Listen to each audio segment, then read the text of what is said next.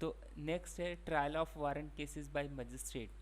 तो अब ये वारंट ट्रायल हम लोग पढ़ रहे हैं। पार्ट ए है cases instituted on police report, मतलब कि एफआईआर पे केस शुरू हुआ है। और फर्स्ट सेक्शन है 238। 238 में क्या बता रहे हैं कि कंप्लायंस विद सेक्शन 207।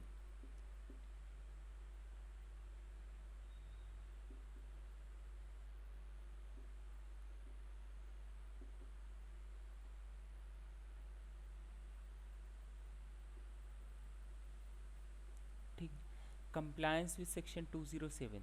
अब ये जो 207 है ये यही बोलता है कि अगर केस एफआईआर पे शुरू हुआ है तो एफआईआर की कॉपी और पुलिस रिपोर्ट की कॉपी, जो स्टेटमेंट रिकॉर्ड हुए 161 एंड 164 उनकी, सारा ये सब बोल रहा है कि जो भी कुछ है सारा उसको देना पड़ेगा। किसको? जो अक्यूज़ है, जब वो मजिस्ट्रेट के सामने पहली बार अपीयर होगा तो।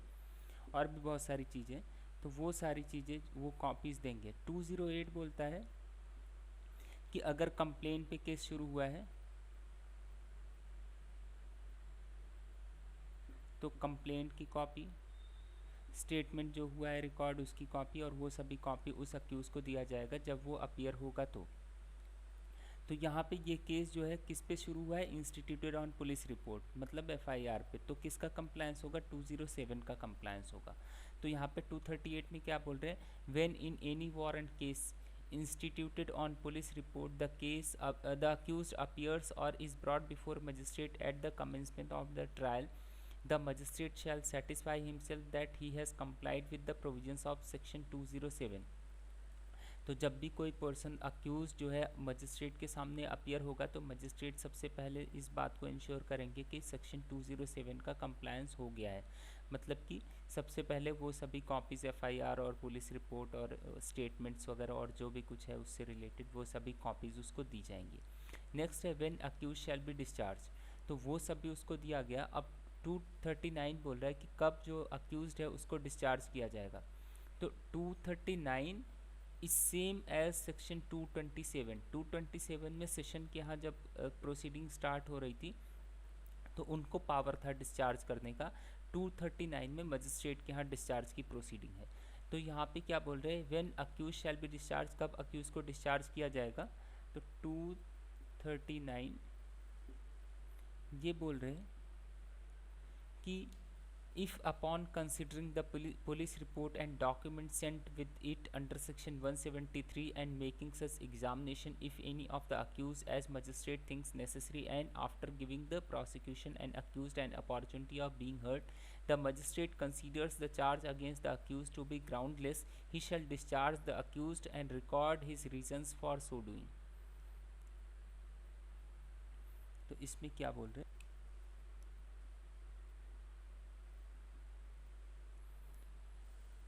If upon considering the police report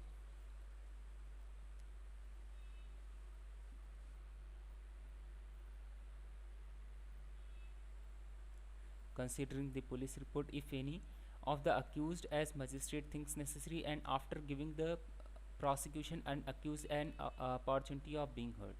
तो दूसरा, after hearing the, किसको? prosecution and accused।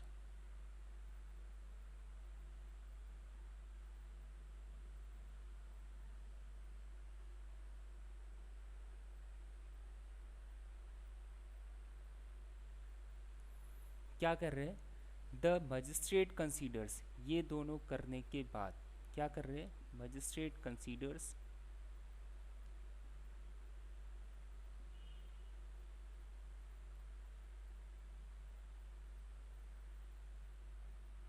क्या कंसीडर कर रहे हैं मजिस्ट्रेट?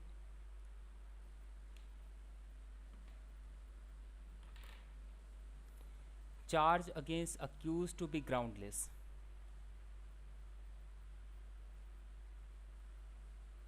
चार्ज अगेंस्ट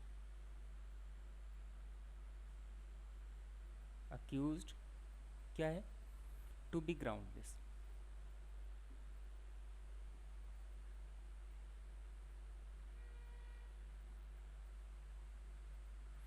मतलब क्या है कि 239 में कि मजिस्ट्रेट जो है, पुलिस रिपोर्ट जो आई है उनके पास, वो चार्जशीट जो आई है वो, और प्रोसिक्यूशन एंड अक्यूज़ को अपॉर्चुनिटी देंगे सुनने के लिए, उनको सुनेंगे।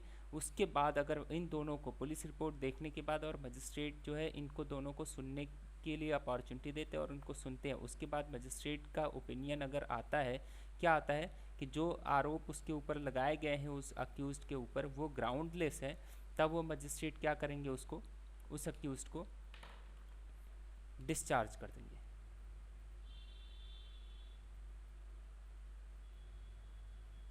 उसको डिस्चार्ज कर दिया जाएगा। डिस्चार्ज का मतलब है कि वो अक्यूज्ड के अगेंस्ट में कोई भी ग्राउंड नहीं है कि जिससे कि ऐसा लगे कि उसके ऊपर जो आरोप लगाए गए हैं उसमें प्रोसीडिंग आगे बढ़ानी चाहिए, तो उस आधार पे मजिस्ट्रेट जो है उस पर्सन को डिस्चार्ज कर देंगे। डिस्चार्ज का मतलब ये नहीं है कि वो इनोसेंट है, डिस्चार्ज का मतलब ये है कि कोई सफिशिएंट ग्राउंड नहीं है उस केस में जिससे कि मजिस्ट्रेट आगे प्रोसीड करे, इसलिए उसको डिस्चार्ज किया जा रहा है। अगर एक्विटल होगा तब इसका मतलब है कि वो पर्सन इनोसेंट है, लेकिन अगर एक्विटल नहीं किया जा रहा है, डिस्चार्ज किया जा रहा है, तो इसका मतलब ये है कि कोई ग्राउंड नहीं उसमें प्रोसीड करने का, इसलिए उसको डिस्चार्ज किया जा रहा है। तो मजिस्ट्रेट इसको पुलिस रिपोर्ट को और उसको अक्यूज और प्रोसिक्यूशन को सुनने के बाद अगर उनको लग रहा है कि जो आरोप उसके ऊपर लगाए गए हैं वो ग्राउंडलेस है, तो मजिस्ट्रेट उसको डिस्चार्ज कर देंगे। Is it clear? नेक्स्ट आता है हमारा 240, फ्रेमिंग ऑफ चार्जेस।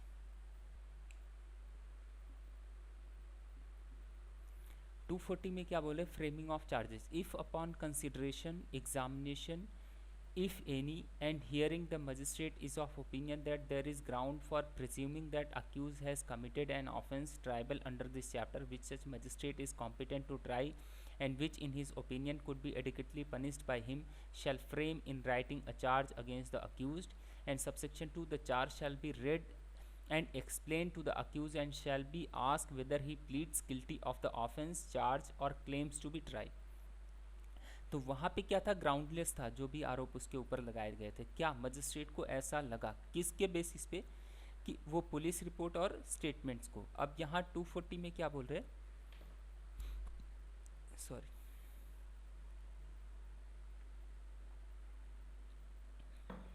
अब यहाँ पे if upon consideration, examination, if any and hearing the magistrate is of opinion, उसमें ग्राउंडलेस था। वही सब उनको क्या बोल रहे, एग्जामिन करने के बाद और उन सबको सुनने के बाद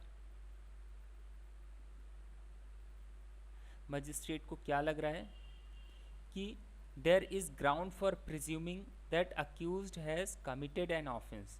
यहाँ क्या बोल रहे हैं,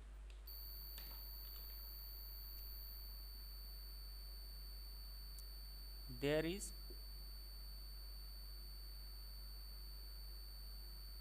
ground for presuming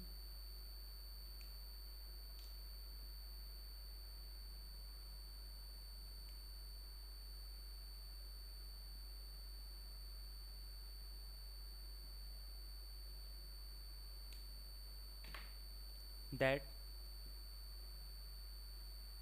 क्या लग रहा है इनको,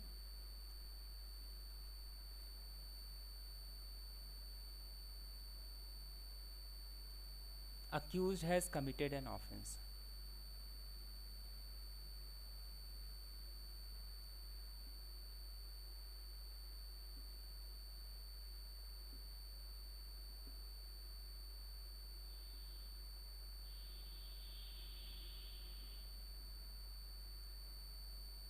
accused has committed an offense triable under this chapter, which magistrate is competent to try and which in his opinion could be adequately punished by him, he shall frame in writing a charge against the accused।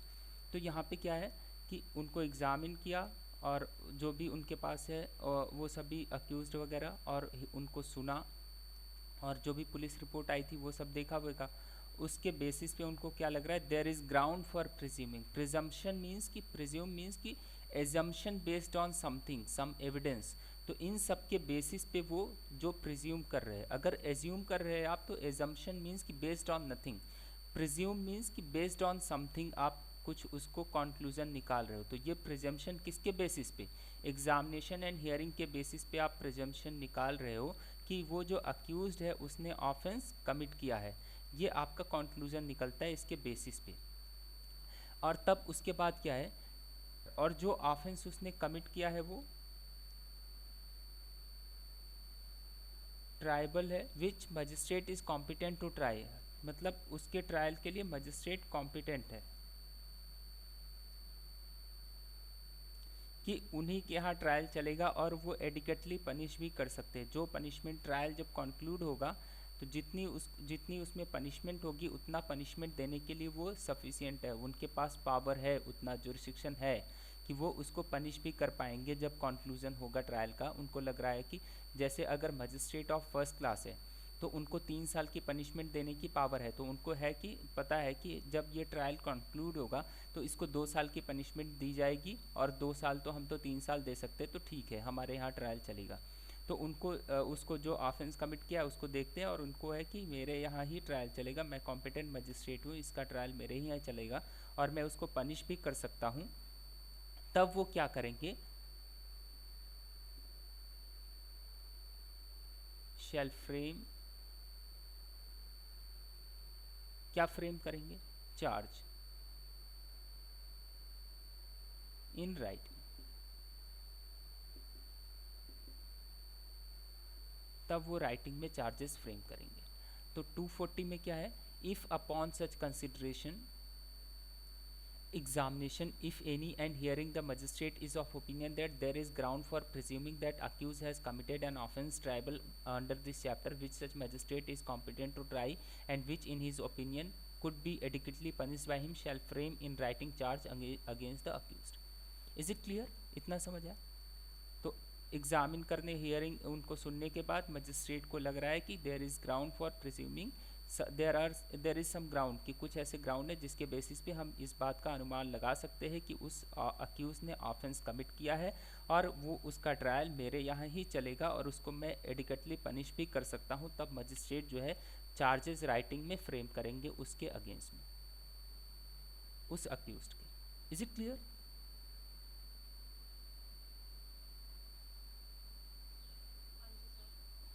अब उसके बाद क्या बोल रहे हैं, subsection 2, the charge shall then be read and explain to the accuse and he shall be asked whether he pleads guilty of the offence charge और claims to be tried.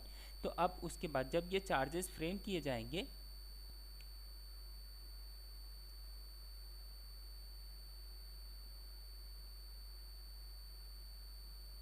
जब charges frame किए जाएंगे तब क्या किया जाएगा, the charge shall then be read and explain to the accuse. तो उस टाइम पे उसको क्या किया जाएगा, रेड एंड एक्सप्लेन, पढ़ करके समझाया जाएगा, किसको, अक्यूज्ड को। उसको पढ़ करके उसको समझाया जाएगा अक्यूज्ड को, जो चार्जेस उसके अगेंस्ट में फ्रेम हुए हैं। फिर उससे 2 क्वेश्चन पूछे जाएंगे। कौन कौन से, ask weather he pleads guilty, पहला क्वेश्चन होगा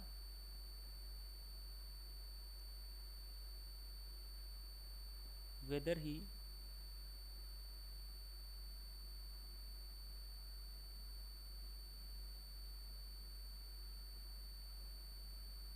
और दूसरा है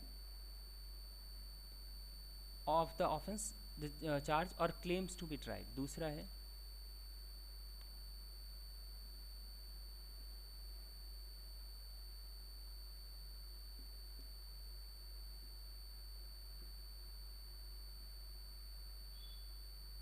ठीक है। तो चार्जेस जब उसके अगेंस्ट में फ्रेम किए जाएंगे तो उसको पढ़ करके उसको समझाया जाएगा उस अक्यूज्ड को। उसके बाद पूछा जाएगा वेदर ही प्लीड्स गिल्टी, क्या ये वो मानता है कि उसने ये ऑफेंस कमिट किया है, या वो ये चाहता है कि ट्रायल उस पर चले, फिर वो अपने आप को डिफेंड करेगा बाद में। तो उसको पूछा जाएगा कि क्या तुम मानते हो कि तुमने ये ऑफेंस कमिट किया है, या तुम चाहते हो कि ट्रायल आगे चले। अगर वो बोलता है कि हाँ मैंने ये ऑफेंस कमिट किया है, तो उसके बाद 241 में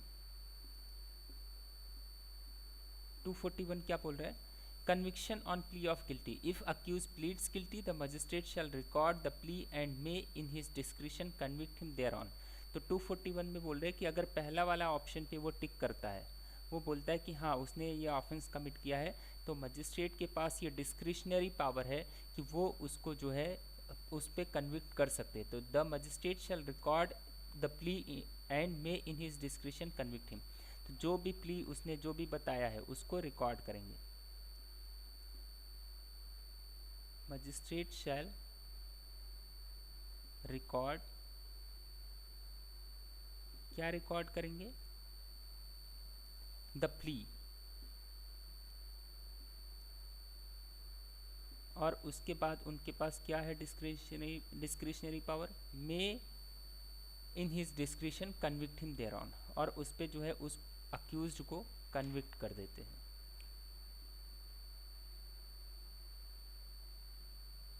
ठीक है, कन्विक्ट कर देंगे। अगर पहले वाले ऑप्शन पे टिक करता है तो मजिस्ट्रेट उसको रिकॉर्ड करेंगे और उस पे जो है उनके पास डिस्क्रिशनरी पावर होगा कि उसको कन्विक्ट कर देंगे।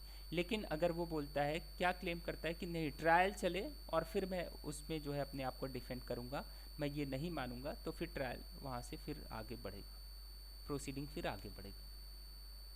Is it clear? 241 and 240।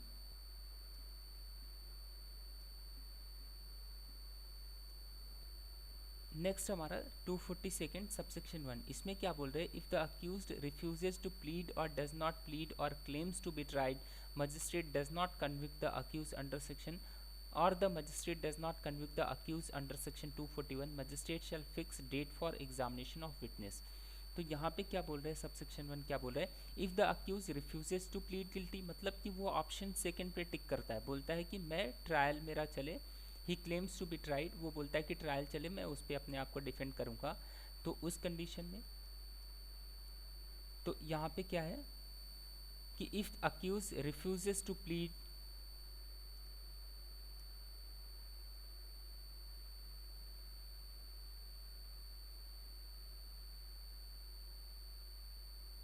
Guilty, next क्या है? और डज नॉट प्लीड,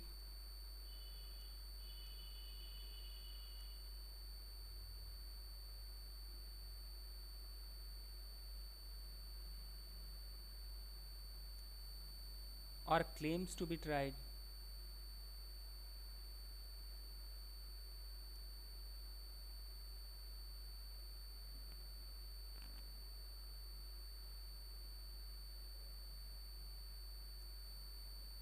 और magistrate does not convict.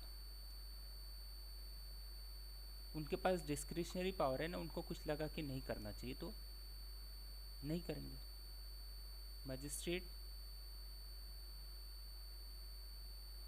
Does not convict.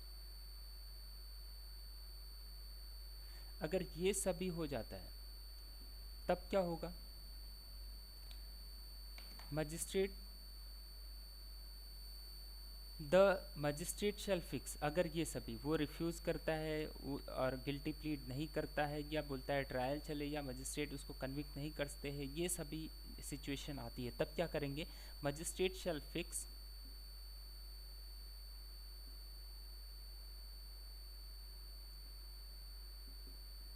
किसकी, क्या फिक्स करेंगे? Date for the examination of witness. क्या फिक्स करेंगे? Date for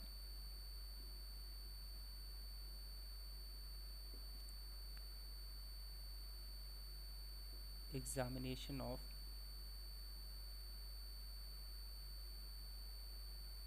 witness. तो अगर वहाँ पे उसको जो है, जो 241 में गिल्टी प्लीड करने पे कन्विक्शन हो रही है, अगर 241 में कन्विक्शन नहीं होगी तो फिर आगे जो है डेट फिक्स कर दी जाएगी, किसके लिए? विटनेस के एग्जामिनेशन के लिए। एंड इसका प्रोविजो क्या बोल रहा है? Provided that magistrate shall supply in advance to the accuse the statement of witnesses recorded during investigation by the police. तो यहाँ पे प्रोविजो क्या बोल रहा है इसका कि magistrate shall supply in advance to the accuse को एडवांस में कॉपी वगैरह दी जाएगी, किसकी? The statement of witnesses recorded during investigation by the police. जो भी विटनेस वगैरह है जिनका स्टेटमेंट रिकॉर्ड किया गया है इन्वेस्टिगेशन के टाइम पे, उन सब की कॉपी, उन सब के स्टेटमेंट्स की कॉपी उसको दी जाएगी, किसको? अक्यूज्ड को। तो वो तो हमने 207 वाला कंप्लायंस जब होगा तो उसमें भी दी जाएगी, तो वही उसी में दी जाएगी। नेक्स्ट आता है सबसेक्शन 2।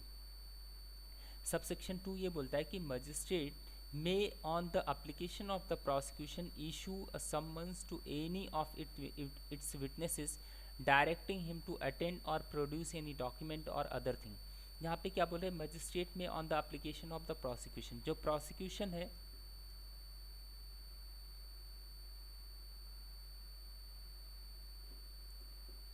ये क्या कर सकता है, ये एप्लीकेशन दे सकता है मजिस्ट्रेट को कि हमारे W1, W2, W3, तो यहाँ पे ये सभी विटनेसेस है। अब ये क्या कर सकता है प्रोसिक्यूशन,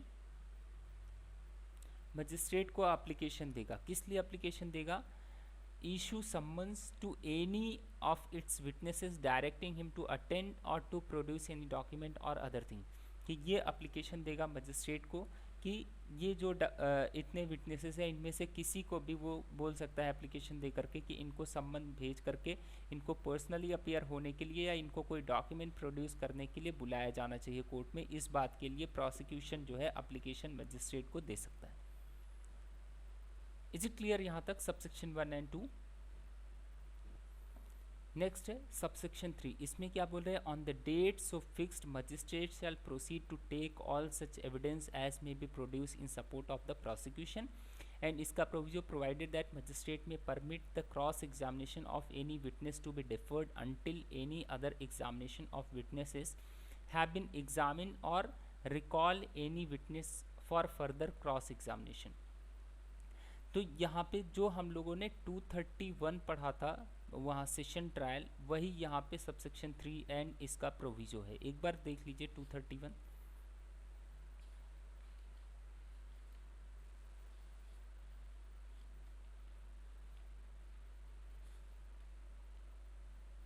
इसमें बोल रहे हैं 231 में कि on the date so fix the जज shall proceed to take all such evidence as may be produce in support of the prosecution and इसका सबसेक्शन 2 है 231 का, द जज may in his discretion permit the cross examination of witness to be deferred until any other witness or witnesses have been examine और recall any witness for further cross examination.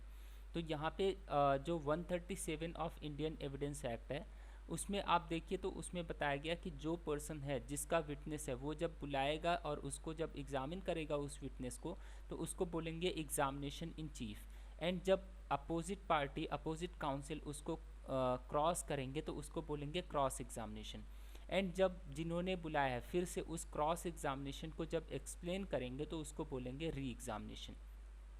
तो यहाँ पे 231 में जो बताया है on the date so fix the judge shall proceed to take all such evidence and as may be produced in support of the prosecution, जो भी उस डेट पे जब वो विटनेस आएगा प्रोसिक्यूशन विटनेस तो जो भी एविडेंस वगैरह है उसके पास तो जज उसको एक्सेप्ट करेंगे, कोर्ट में कंसीडर करेंगे। एंड सबसेक्शन 231 का बोल रहा है कि जज में इन हिज डिस्क्रिशन, उनके पास ये डिस्क्रिशनरी पावर है, क्या कर सकते हैं वो, permit the cross examination of any witness to be deferred, कि किसी भी विटनेस का क्रॉस एग्जामिनेशन को वो रोक सकते हैं। कब तक के लिए, until any other witness or witnesses have been examine, जब तक कि कोई और विटनेस किसी पर्टिकुलर विटनेस का एग्जामिनेशन नहीं हो जाता है तब तक किसी भी विटनेस का वो क्रॉस एग्जामिनेशन, मतलब एग्जामिनेशन इन चीफ हो गया लेकिन क्रॉस एग्जामिनेशन को वो रोक सकते हैं जब तक कि बाकी विटनेसेस का या किसी पर्टिकुलर विटनेस का क्रॉस एग्जामिनेशन नहीं हो जाता है। और आगे है, और recall any witness for further cross examination, या कोई विटनेस है जिनका क्रॉस हो गया लेकिन उनको रिकॉल किया जा रहा है फिर से उनका क्रॉस करने के लिए, तो जब तक कि किसी विटनेस का जो क्रॉस हो गया उनको फिर से रिकॉल करके उनको एग्जामिन नहीं कर लिया जाता है तब तक किसी विटनेस का जिसका एग्जामिनेशन इन चीफ हुआ है उसका क्रॉस को वो रोक सकते हैं। तो सेम यहाँ पे भी सबसेक्शन 3 एंड इट्स प्रोविजो, 242 का सबसेक्शन 3 एंड इट्स प्रोविजो, इसमें इन्होंने जो बताया है on the date so fixed the magistrate shall proceed to take all such evidence as may be produce in support of the prosecution, तो जो भी prosecution के सपोर्ट में उस डेट पे जब डेट फिक्स की जाएगी तो उस डेट पे जब विटनेस आएगा तो उस टाइम पे जो भी एविडेंस सब प्रोसिक्यूशन के सपोर्ट में देगा कोर्ट उसे कंसीडर करेगी, मजिस्ट्रेट उसको कंसीडर करेंगे और उसको एग्जामिन किया जाएगा। लेकिन कोई विटनेस ऐसा है जिसका एग्जामिनेशन इन चीफ हुआ, लेकिन कोर्ट उसके क्रॉस एग्जामिनेशन को रोक सकती है जब तक कि और विटनेस जो है या कोई पर्टिकुलर विटनेस है उसका क्रॉस एग्जामिनेशन नहीं हो जाता, या कोई विटनेस है उनका क्रॉस हो गया, उनको रिकॉल किया गया है, उनका नहीं हो जाता क्रॉस एग्जामिनेशन, तब तक उस विटनेस का किसी विटनेस का वो क्रॉस एग्जामिनेशन तब तक के लिए रोक सकते हैं। Is it clear? नेक्स्ट है हमारा 243।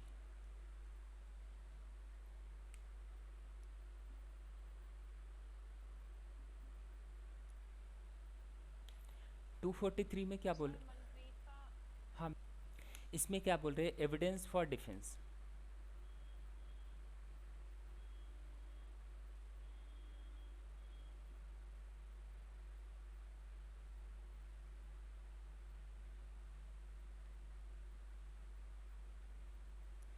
इसमें क्या होगा, the accuse shall then be called upon to enter upon his defence and produce his evidence, and if the accused puts in any written statement the magistrate shall file it with the record।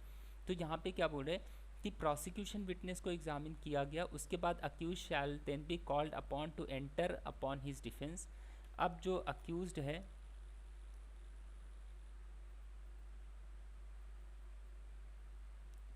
shall be called to defend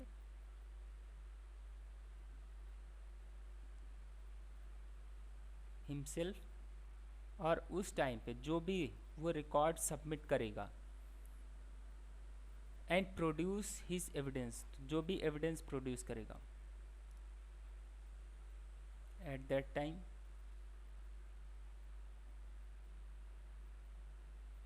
evidence produced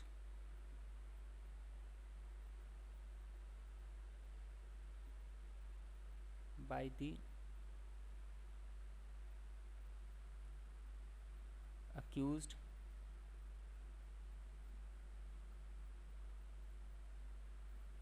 before the magistrate shall be taken on record। तो जब उसको defend करने के लिए बोला जाएगा तो उस टाइम पे जो भी एविडेंस वो मजिस्ट्रेट के सामने प्रोड्यूस करेगा उसको रिकॉर्ड में लिया जाएगा। Is it clear? नेक्स्ट है हमारा subsection 2। If the accused after he has entered upon his defence applies to the magistrate to issue any process.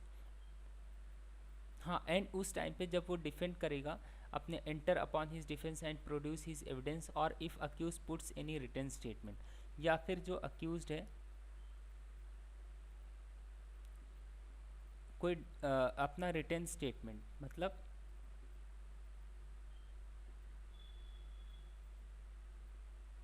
WS file करता है तो उसको भी रिकॉर्ड में रखा जाएगा।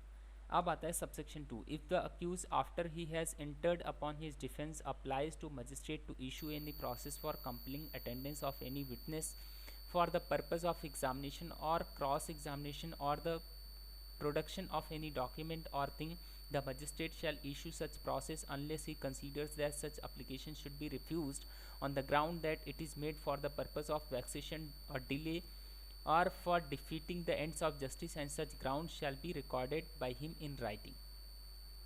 अब इसको देखते हैं ध्यान से।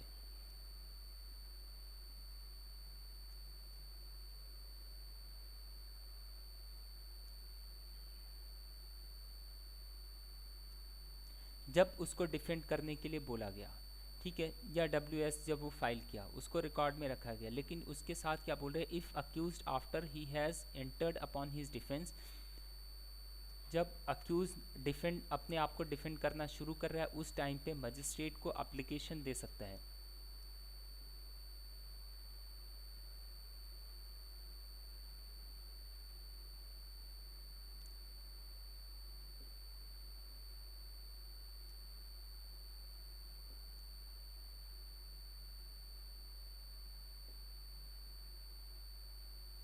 मजिस्ट्रेट फॉर किसके लिए एप्लीकेशन देगा?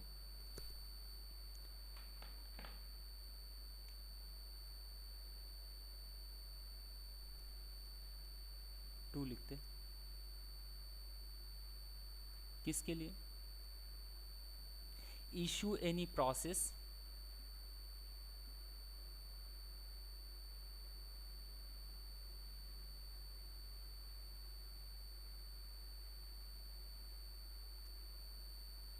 for compelling the attendance of any witness.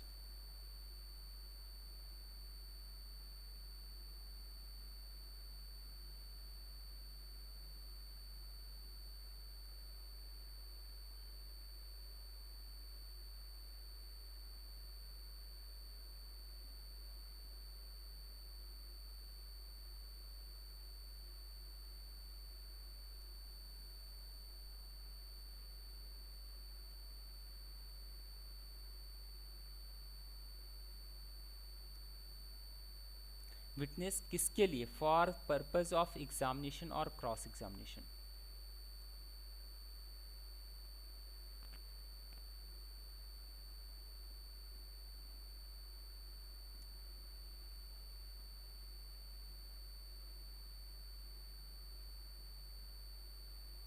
For purpose of, किसके पर्पज के लिए? Examination or cross examination.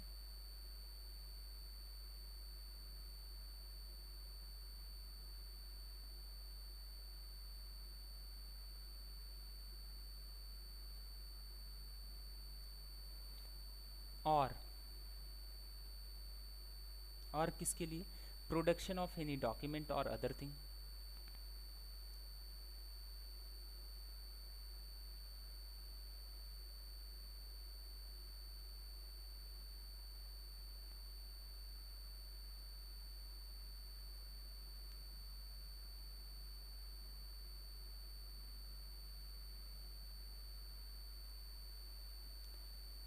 और अदर थिंग।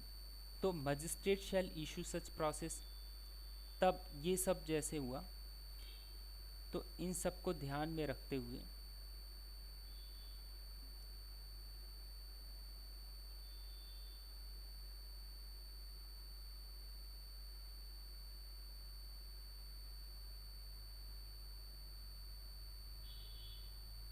सच प्रोसेस,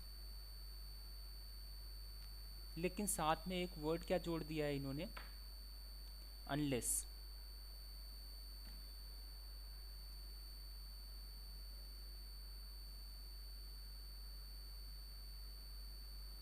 क्या लग रहा है मजिस्ट्रेट को? क्या लग रहा है?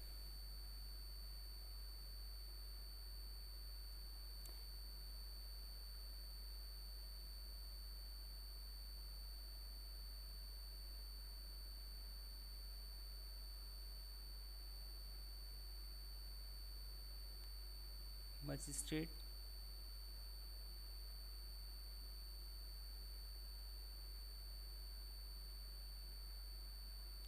that application should be refused। किस वजह से? पहला है, दिख रहा है क्या? यहाँ नहीं दिख रहा है ना, ऊपर लिख देते। किस वजह से एप्लीकेशन को रिफ्यूज कर देना चाहिए? Vexation,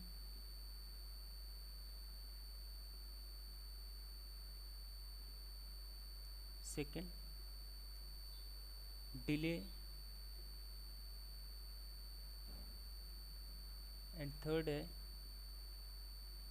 to defeat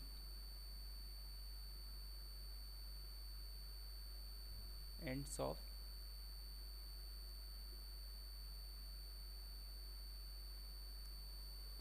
justice. और जब इन सब की वजह से मजिस्ट्रेट उस एप्लीकेशन को रिफ्यूज करेंगे, तब magistrate shall record grounds in writing. ठीक है, अब देखिए समझिए, अक्यूज वो अपने आप को डिफेंड करना शुरू किया, उस टाइम पे वो एप्लीकेशन मजिस्ट्रेट को दे सकता है, किस लिए, issue any process for compelling the attendance of any witness, किसी भी विटनेस को जो है बुलाने के लिए मजिस्ट्रेट सम्मन भेज करके या जैसे भी उनको लगे किसी भी विटनेस को जो है वो कंपेल करके बुला सके वहाँ पे। तो इस बात के लिए अक्यूज जो है एप्लीकेशन मजिस्ट्रेट को दे सकता है कि मजिस्ट्रेट उसको सम्मन भेज के या जैसे भी करके कंपेल करके जैसे भी है उस विटनेस को कोर्ट में बुलाएं, किस लिए, फॉर द पर्पज़ ऑफ, किस पर्पज़ के लिए, एग्जामिनेशन और री एग्जामिनेशन, क्योंकि उसको कोर्ट में एग्जामिन किया जा सके या क्रॉस एग्जामिन जिसके लिए भी, या किसके लिए, प्रोडक्शन ऑफ डॉक्यूमेंट और अदर थिंग, या कोर्ट में डॉक्यूमेंट वगैरह प्रोड्यूस करने के लिए। और मजिस्ट्रेट को लग रहा है कि ठीक है उसको जो है सम्मन भेज के या जैसे भी करके इस विटनेस को बुलाया जाना चाहिए जिससे उसको कोर्ट में एग्जामिन किया जा सके, क्रॉस किया जा सके, या फिर कोई डॉक्यूमेंट वो प्रोड्यूस करे यहाँ कोर्ट में आकर के, और मजिस्ट्रेट तो मजिस्ट्रेट जो है सम्मन या जैसे भी होगा भेज करके उस विटनेस को बुलाएंगे, क्योंकि अक्यूज ने इस बात के लिए एप्लीकेशन दिया है। लेकिन मजिस्ट्रेट इस एप्लीकेशन को रिफ्यूज़ भी कर सकते हैं, और जब मजिस्ट्रेट जो है इसको रिफ्यूज़ करेंगे तो किस वजह से, अगर उनको लग रहा है कि ये जो है ऐसे तंग करने के लिए, परेशान करने के लिए, या प्रोसीडिंग को डिले करने के लिए, या जिससे कि जस्टिस डिफीट हो जाए, इस वजह से ये एप्लीकेशन दिया गया है, तो मजिस्ट्रेट उस एप्लीकेशन को जो अक्यूज़ के द्वारा दिया गया है किसी विटनेस को बुलाए जाने के लिए कोर्ट में, तो उस एप्लीकेशन को मजिस्ट्रेट रिफ्यूज़ कर देंगे। और जब भी मजिस्ट्रेट उस एप्लीकेशन को रिफ्यूज़ करेंगे तो मजिस्ट्रेट किन ग्राउंड्स पे उस एप्लीकेशन को रिफ्यूज़ किए हैं उसको राइटिंग में रिकॉर्ड करेंगे। Is it clear? नेक्स्ट है इसका प्रोविजो, इसमें क्या बोल रहे हैं, provided that when accuse has cross examine or had the opportunity of cross examining any witness before entering on his defense, the attendance of such witness shall not be compelled under this section unless magistrate is satisfied that it is necessary for the ends of justice। अब यहाँ पे क्या बोल रहे हैं, when accused has cross examined or had the opportunity of cross examining any witness before entering on his defense, तो यहाँ पे बोल रहे हैं कि जब accused अपना डिफेंस स्टार्ट किया उसके पहले इस विटनेस को जिसको एप्लीकेशन दे करके बुलाने की कोशिश कर रहा है उसको वो क्रॉस एग्जामिन कर चुका है, या उसके पास अपॉर्चुनिटी थी उसको क्रॉस एग्जामिन करने की लेकिन उसने किया नहीं उसको क्रॉस एग्जामिन, तो मजिस्ट्रेट जो है उसको उस विटनेस को नहीं बुलाएंगे, क्योंकि पहले तुमको अपॉर्चुनिटी थी या पहले तुमने उसको क्रॉस एग्जामिन कर लिया है, तो अभी फिर से एप्लीकेशन देने की ज़रूरत क्या है। तो उसको अगर डिफेंस स्टार्ट होने के पहले अगर वो उसको एग्जामिन कर चुका है या उसके पास अपॉर्चुनिटी थी लेकिन उसने नहीं किया, तो इस बेसिस पे मजिस्ट्रेट उस विटनेस को नहीं बुलाएंगे। लेकिन आगे इसी में लिखा है unless magistrate is satisfied that it is necessary for the ends of justice, तो मतलब इसका है कि अगर मजिस्ट्रेट को लग रहा है कि नहीं ये एंड्स ऑफ जस्टिस मतलब जस्टिस के लिए ज़रूरी है, भले ही उसने क्रॉस किया है या उसके पास अपॉर्चुनिटी थी एग्जामिन करने की लेकिन नहीं किया, लेकिन इस टाइम पे उसको बुलाया जाना, जो अक्यूज एप्लीकेशन दिया है उस पर बुलाया जाना ज़रूरी है, ये for the ends of justice it is necessary, तो उस बेसिस पे वो उसको फिर से बुला सकते हैं उस विटनेस को अक्यूज के एप्लीकेशन पे, भले ही उसके पास अपॉर्चुनिटी थी या उसने एग्जामिन कर चुके हैं उसके बाद भी वो बुला सकते हैं अगर मजिस्ट्रेट को ऐसा लग रहा है कि ये ज़रूरी है, तो अदरवाइज उसको नहीं बुलाएंगे। Is it clear? Next is subsection 3. The magistrate may before summoning any witness on an application under subsection 2 require that reasonable expenses incurred by the witness in attending the purpose of the trial be deposited in the court। तो जो सम्मन भेज करके ये accused है application दे रहा है कि इस विटनेस को बुलाया जाना चाहिए, उसको आने जाने में जो खर्चे वर्चे लगेंगे उसके पैसे जो है कोर्ट बोलेगी कि पहले कोर्ट में जमा करा दिए जाएं तभी उसको सम्मन भेज करके बुलाया जाएगा। ठीक है, तो पहले पैसे वैसे जो भी रहेंगे वो जमा हो जाएंगे, उसको आने जाने में जो खर्चा वर्चा लगेगा जो विटनेस का, तो उसको जमा हो जाएंगे उसके बाद। तो ठीक है, समझ आया?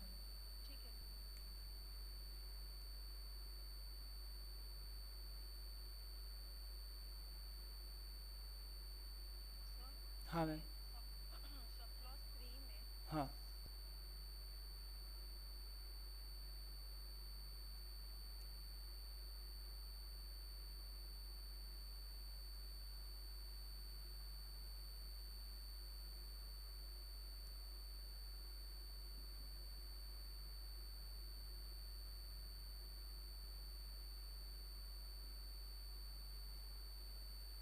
अब ऐसे केस जो पुलिस रिपोर्ट के अलावा शुरू किए गए हैं, मतलब कंप्लेंट पे, तो 244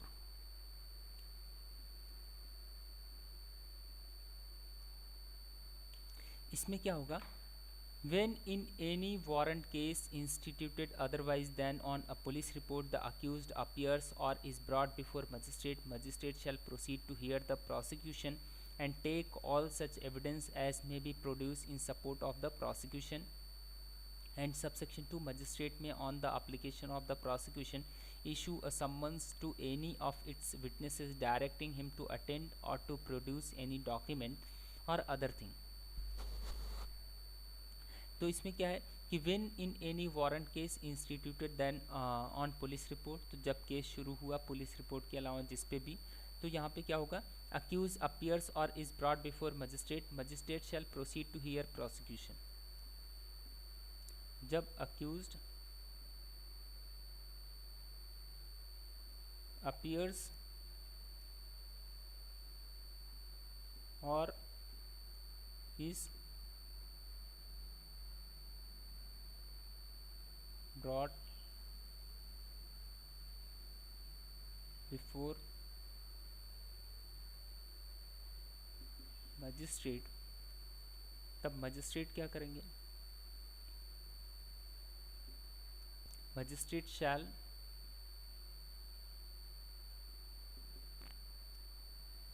proceed to hear the prosecution।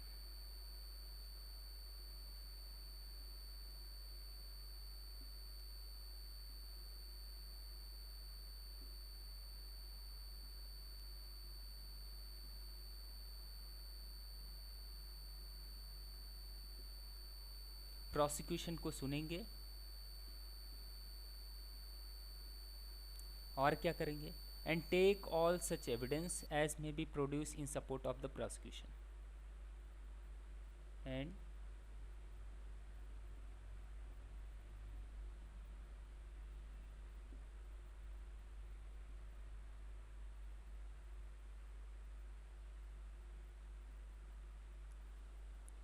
all such evidence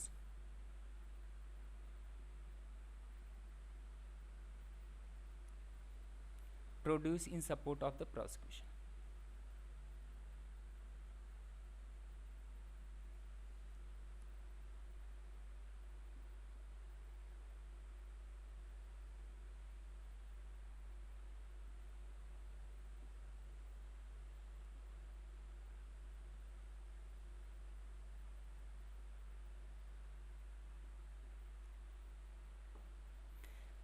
तो जब भी मजिस्ट्रेट के सामने अक्यूज्ड आएगा, अपीयर होगा या फिर लाया जाता है पकड़ करके, मजिस्ट्रेट क्या करेंगे, सबसे पहले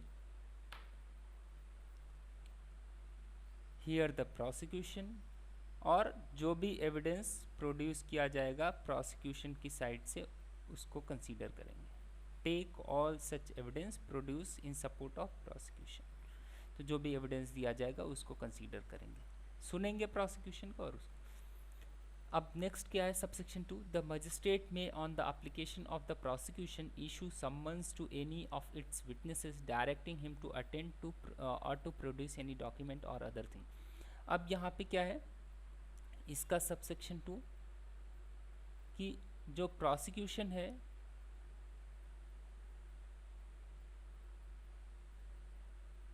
ये एप्लीकेशन देगा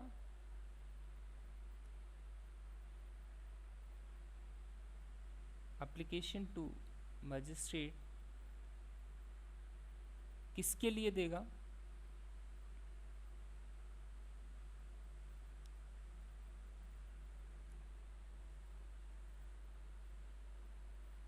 टू इशू सम्मन्स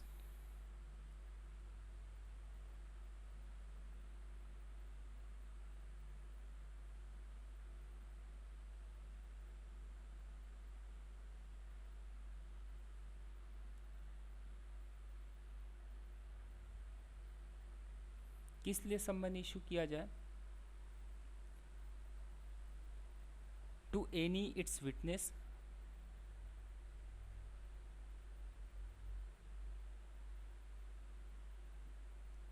नहीं दिख रहा होगा ना,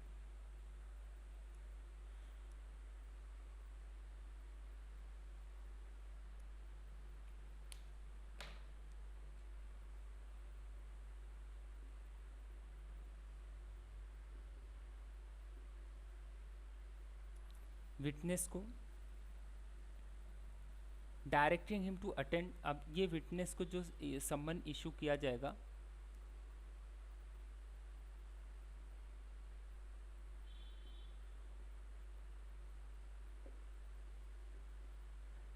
ये क्या बोला जाएगा, उसको डायरेक्ट क्या किया जाएगा, टू अटेंड और to produce in document.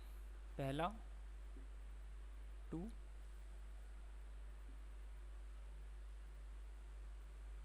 And next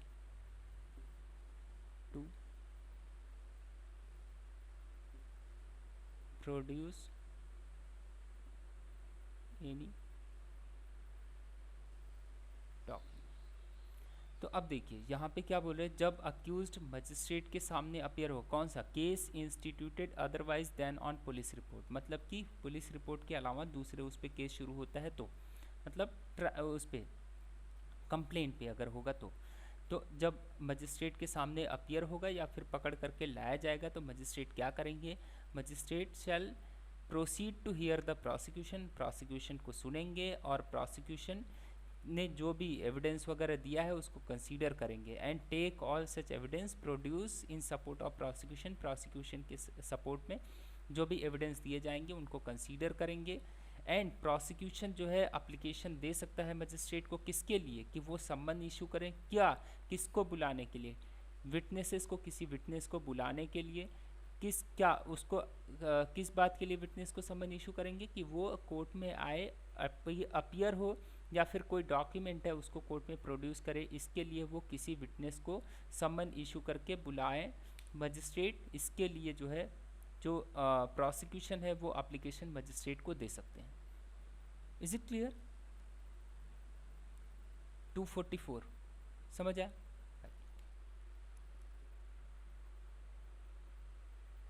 इसमें भी फिर है कि if upon taking all evidence referred in section 244 में क्या बोल रहा है कि प्रोसिक्यूशन के विटनेस को बुलाया जाएगा, उनको डॉक्यूमेंट वगैरह प्रोड्यूस करने के लिए बोला जाएगा, अपियर होंगे तो, और उनको प्रोसिक्यूशन को सुना जाएगा। तो 244 में बोल रहे if upon taking all evidence referred in section 244 magistrate considers for reasons to be recorded that no case against the accuse has been made out which if unrebutted would warrant his conviction, the magistrate shall discharge him। तो यहाँ पे क्या बोल रहे हैं, if upon taking all the evidence referred in section 244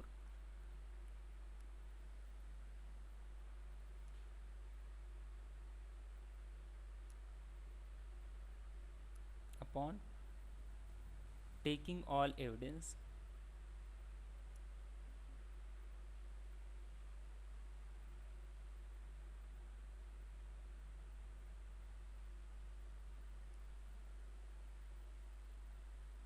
referred in section 240, ठीक है। अब upon taking all evidence, magistrate को क्या लग रहा है, मजिस्ट्रेट कंसीडर्स, क्या मजिस्ट्रेट को लग रहा है, क्या कंसीडर कर रहे हैं, for the reasons to be recorded that no case against the accuse has been made out which if reputed would warrant his conviction. तो यहाँ पे क्या बोल रहे हैं, for reasons to be recorded, जो भी उनके पास रीजन है उसको रिकॉर्ड करेंगे, that no case against the accuse has been made out which would warrant his conviction. तो यहाँ पे उनको लग रहा है कि अक्यूज के अगेंस्ट में कोई केस नहीं बनता है जो उसकी कन्विक्शन कर सके, जिसकी वजह से अक्यूज को कन्विक्शन हो सके। तो यहाँ पे no case against the accuse has been made out which would warrant his conviction. Magistrate क्या कंसीडर करते हैं, no case is made out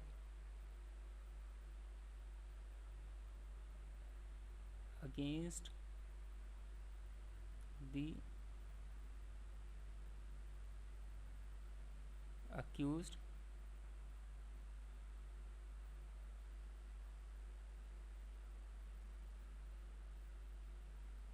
which may form the basis of the conviction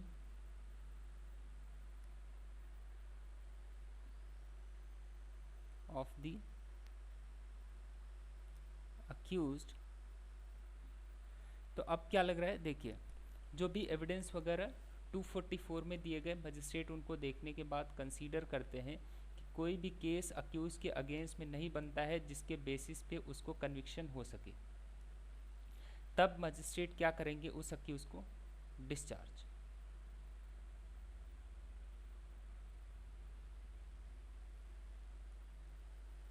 ठीक है, समझ आया?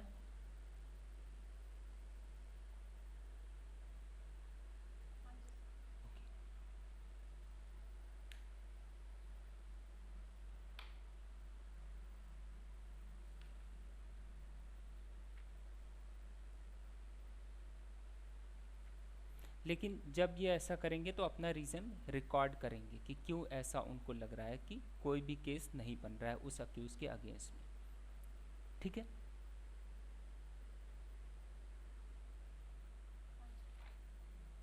नेक्स्ट है सबसेक्शन 2। इसमें क्या बोल रहे हैं, nothing in this section shall be deem to prevent the magistrate from discharging the accused at any previous stage of the case if for reasons to be recorded by magistrate he considers the charge to be groundless। तो यहाँ पे बोल रहे हैं कि ये 245 जो है, इसके पहले भी अगर मजिस्ट्रेट को किसी स्टेज पे ऐसा लग रहा है, तो ये हम कंप्लेंट केस वाला पढ़ रहे हैं ना अभी 239 में, उसमें पुलिस रिपोर्ट पे स्टार्ट हुआ था, तो उसमें जो है डिस्चार्ज कर रहे थे। 227 में सेशन ट्रायल चल रहा था तो सेशन कोर्ट डिस्चार्ज कर रही थी। अब यहाँ पे कंप्लेंट पे चल रहा है तो 245 में ये डिस्चार्ज कर रहे हैं। तो यहाँ पे बोल रहे हैं कि कंप्लेंट केस ये 245 में वो डिस्चार्ज कर रहे हैं, लेकिन सबसेक्शन 2 ऑफ सेक्शन 245 बोल रहा है कि इसके प्रीवियस स्टेज पे भी, किसी भी स्टेज पे अगर मजिस्ट्रेट को ऐसा लग रहा है कि इसमें जो है इसमें कोई ऐसा एविडेंस नहीं है और ये ग्राउंडलेस है, इसमें कोई भी ऑफेंस उस अक्यूज ने कमिट नहीं किया है और इस केस में कोई ग्राउंड नहीं है प्रोसीड करने का, तो इसके प्रीवियस स्टेज पे भी, किसी भी स्टेज पे वो मजिस्ट्रेट उस अक्यूज को डिस्चार्ज कर सकते हैं। Is it clear?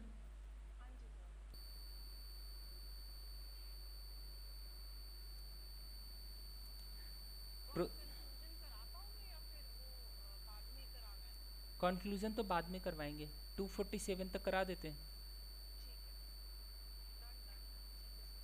Procedure where accuse is not discharge. अब देखिए, अगर अक्यूज 245 में डिस्चार्ज हो गया तो ठीक है, अगर अक्यूज 245 में डिस्चार्ज नहीं होता है तब क्या होगा, तो 246 की प्रोसीडिंग स्टार्ट होगी।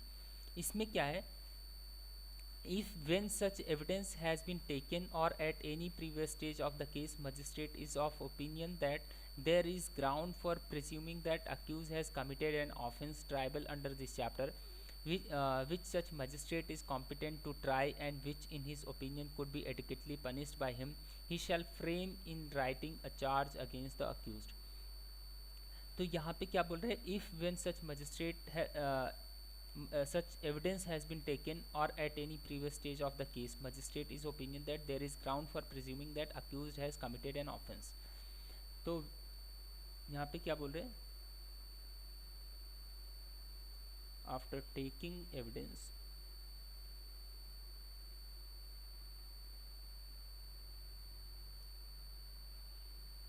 or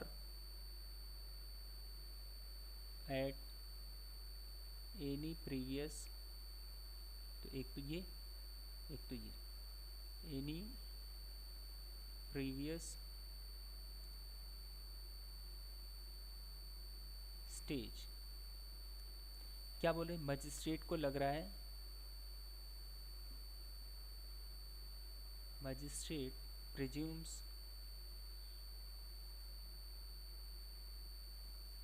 क्या प्रिज्यूम करते हैं, that there is ground for there is ground किस बात के लिए, that accused has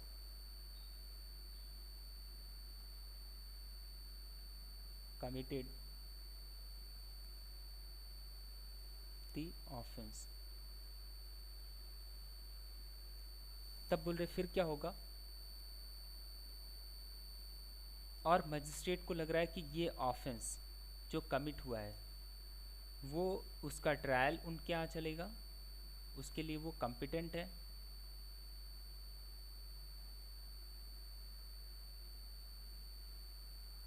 और वो एडिक्वेटली पनिश भी कर सकते हैं। उनको पनिशमेंट जब ट्रायल कंक्लूड होगा तो उस टाइम पे वो उनके पास एडिक्वेट पावर होगा उसको पनिश करने का। अगर ऐसा उनको लग रहा है तब वो क्या करेंगे, he shall frame in writing the charge against the accused. तब वो जो मजिस्ट्रेट है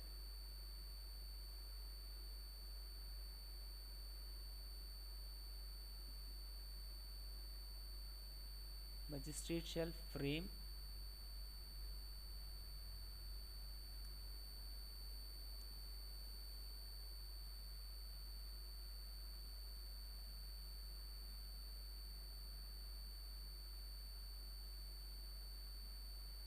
चार्ज इन राइटिंग। ठीक है, अब देखिए आफ्टर टेकिंग एविडेंस या उसके किसी प्रीवियस स्टेज पे मजिस्ट्रेट को क्या लग रहा है, मजिस्ट्रेट प्रिज्यूम्स कि बेस्ड ऑन समथिंग कि क्या that there is ground that accuse has committed the offence, कि अक्यूज ने ऑफेंस कमिट किया है, एंड लगा देते कि कोई ऐसा ऑफेंस अक्यूज ने कमिट किया है एंड ऑफेंस एंड उसमें उनको एडिकेट पावर है उसको पनिश करने का, और उनके पास वो कॉम्पिटेंट है उसका ट्रायल उसके ट्रायल के लिए, तब वो चार्जेस राइटिंग में फ्रेम करेंगे। ठीक है, is it clear?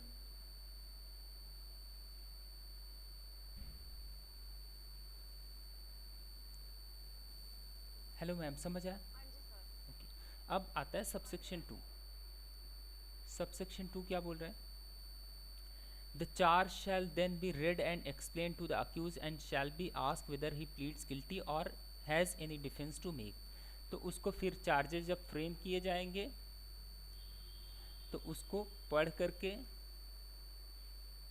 read and explain पढ़ करके उसको समझाया जाएगा, और उससे फिर वही दो क्वेश्चन पूछे जाएंगे कि क्या वो गिल्टी प्लीड करता है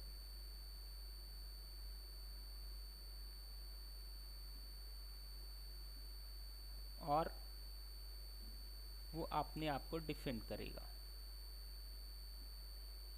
तो क्या उसके पास कुछ डिफेंस है या वो गिल्टी प्लीड करता है। अब सब सेक्शन 3 क्या बोलता है, इफ़ अक्यूज प्लीड्स गिल्टी, अगर वो पहला वाला ऑप्शन टिक करता है तो फिर मजिस्ट्रेट के पास ये डिस्क्रिशनरी पावर है, magistrate shall record the plea and may in his discretion convict him thereon. तो अगर पहला वाला ऑप्शन टिक करता है तो मजिस्ट्रेट में कन्विक्ट, और वो जो प्ली है उसको रिकॉर्ड करेंगे, प्ली को रिकॉर्ड करेंगे और उसको वो कन्विक्ट कर सकते हैं, उनके पास डिस्क्रिशनरी पावर है। अगर दूसरा वाला ऑप्शन वो टिक करता है तो उसके बारे में सबसेक्शन 4 में लिखा है, if accuse refuses to plead, इसको यहाँ पे बताते हैं,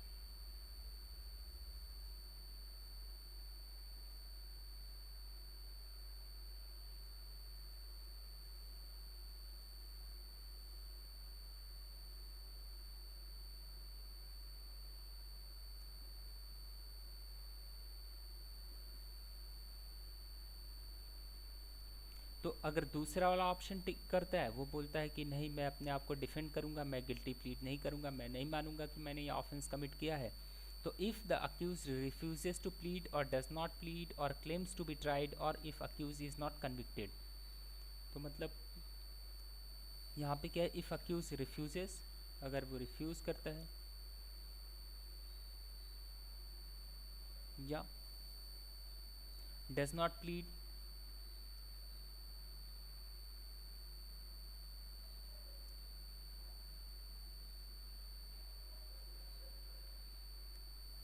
और claims to be tried,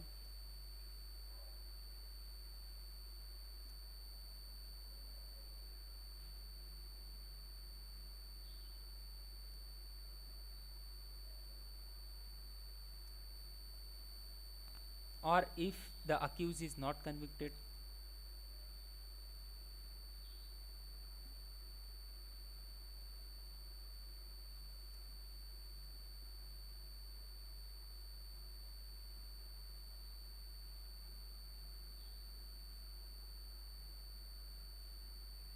magistrate के द्वारा उसको कन्विक्शन नहीं होती है, तब क्या होगा? ही he shall be required to state whether he wishes to cross examine any, and if so, which of the witnesses for the prosecution whose evidence has been taken. तो अगर वो जो है उसको कन्विक्शन नहीं होती, रिफ्यूज़ करता है या डज नॉट प्लीड, या बोलता है कि ट्रायल चले, या फिर अक्यूज़ को कन्विक्शन नहीं होती है, तो उसको पूछा जाएगा कि जो भी विटनेसेस के एविडेंस कंसीडर किए गए हैं उनमें से किसी को तुम्हें एग्जामिन करना है नेक्स्ट डेट पे।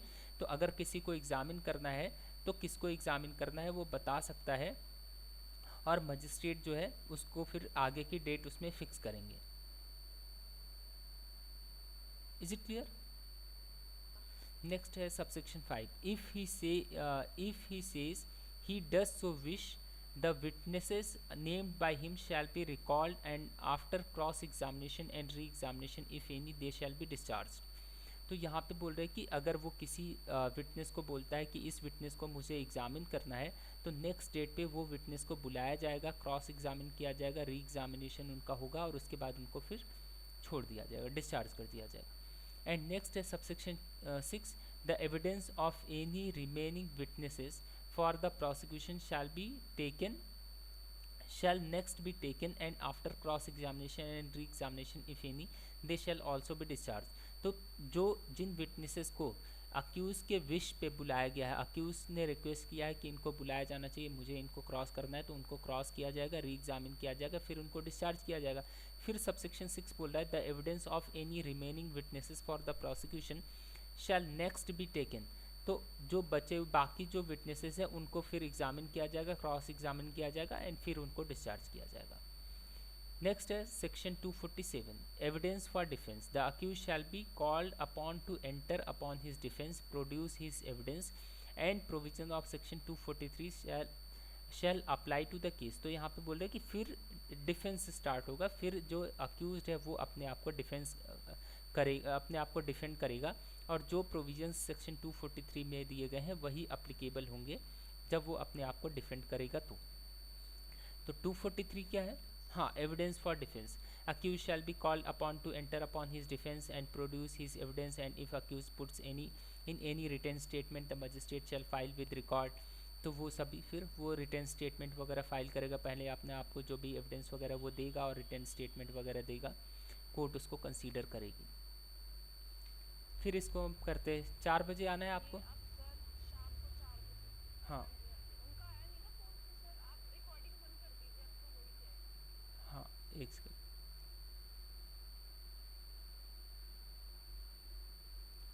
ठीक, हाँ